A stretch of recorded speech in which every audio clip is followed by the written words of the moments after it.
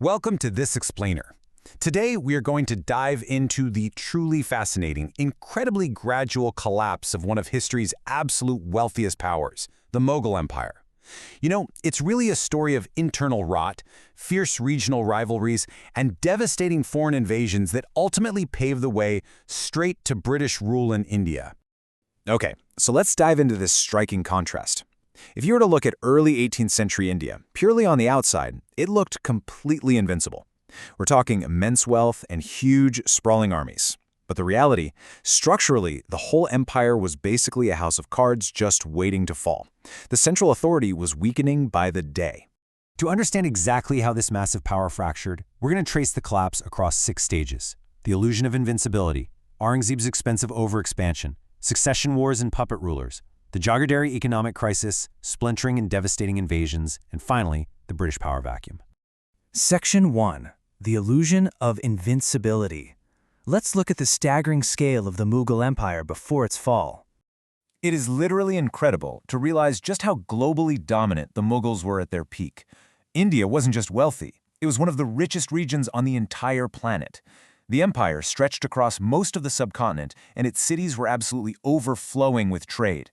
Merchants were flocking in from all over Asia and Europe. In fact, European powers like the British East India Company were essentially just guests. They completely depended on Mughal permission just to do business. But the seeds of destruction were actually planted at the absolute height of this power. That brings us to Section 2, Aurangzeb's expensive overexpansion. 50. That is the number of years the Emperor Aurangzeb ruled. During this nearly half-century reign, he aggressively pushed the empire's borders from Afghanistan in the northwest all the way down to the Deccan in the south. And this boundless ambition triggered a devastating domino effect. Aurangzeb spent decades fighting brutally expensive wars in the Deccan against regional powers like the Marathas. That relentless campaigning entirely drained the imperial treasury, and military discipline just started to fray. Ultimately, the empire simply became way too massive to govern efficiently. Communication was too slow, provincial governors started acting on their own, and corruption skyrocketed. So when Aurangzeb died in 1707, he left behind a massive empire, but a fundamentally unstable one. So what happens when this overextended ruler dies? Well, we enter Section 3, Succession Wars and Puppet Rulers. The absolutely crucial point here is a massive structural flaw. In the Mughal system, there was no clear rule saying the eldest son automatically inherits the throne. Every single prince had to fight for it. So every time an emperor died, it triggered a massive, resource-wasting, bloody civil war. Armies were used against each other, nobles constantly switched sides, and military resources were completely squandered. And while the princes fought, the court tore itself apart through competing factions of nobility. You had the Turani nobles from Central Asia, Irani nobles from Persia, Afghan nobles, and Indian Muslim nobles. Instead of actually protecting the empire, these groups relentlessly fought each other for influence, wealth, and high office. They were essentially fighting over the scraps of a sinking ship. Because of this intense infighting, the rulers who came after Aurangzeb, men like Nadir Shah I, Jagirdari Shah, and Farrukhsiyar, completely lacked political and military authority. The emperor was totally stripped of his prestige, reduced to a mere puppet controlled by powerful noble factions. Most notably, the Sayyid brothers, who quite literally became known as the kingmakers. They decided who sat on the throne and who was removed. The emperor was simply no longer the unquestioned center of power.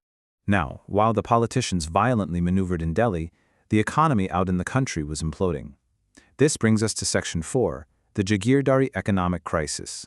This crisis is the deep economic rot that absolutely destroyed the empire's foundation.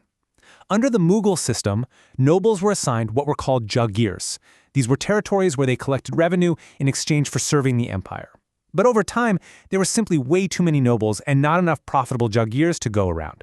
So what happened? The nobles ruthlessly squeezed the peasants dry, trying to extract as much wealth as possible in a really short time. This exploitation led to ruined agriculture, widespread rural distress, and ultimately massive local rebellions.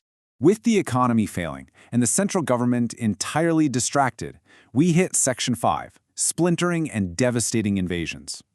As Delhi lost its grip, the empire splintered into independent pieces. Down in Hyderabad, Nizam-ul-Mulk became autonomous. Up in Bengal, Murshid Quli Khan created his own powerful regional administration. Awadh became semi-independent under Sada Khan.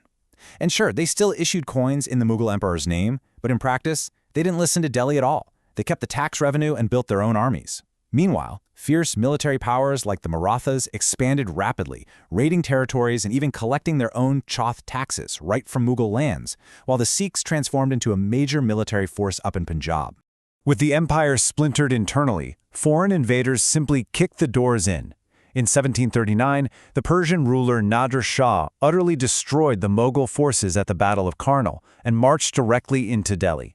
And later, in the mid-18th century, Ahmad Shah Abdali of Afghanistan repeatedly invaded, taking full advantage of a totally weakened North India. What Nadir Shah did in Delhi was one of the most devastating episodes in Mughal history. Thousands were killed and immense wealth was carried away from India. But you have to understand, this wasn't just a loss of physical treasure. The theft of the legendary Peacock Throne and the Kohinoor Diamond completely shattered the Mughal Empire's psychological prestige forever. The aura of invincibility, totally gone. Which brings us to our sixth and final section, and the ultimate, world-changing consequence of this collapse, the British power vacuum. The great irony of mid-18th century India is that the region was actually still incredibly wealthy in terms of trade, highly productive textiles, and agriculture. It was an economic powerhouse, but politically, it was entirely bankrupt. It was a chaotic landscape of fractured states, virtually no central authority, and endless regional rivalries. The crucial takeaway for us here is that the British didn't just sail in and conquer a united, strong India. They arrived purely as merchants for trade. But they sat back and carefully observed the succession wars, the court intrigues, and the regional splintering we just talked about. They realized no one was actually in charge. So they started building their own armies, interfering in local politics, and making strategic alliances. They just stepped right into the massive power vacuum left behind by the dying Mughal Empire. It really is an incredible sequence of events. It leaves us with this final provocative thought to end our explainer today.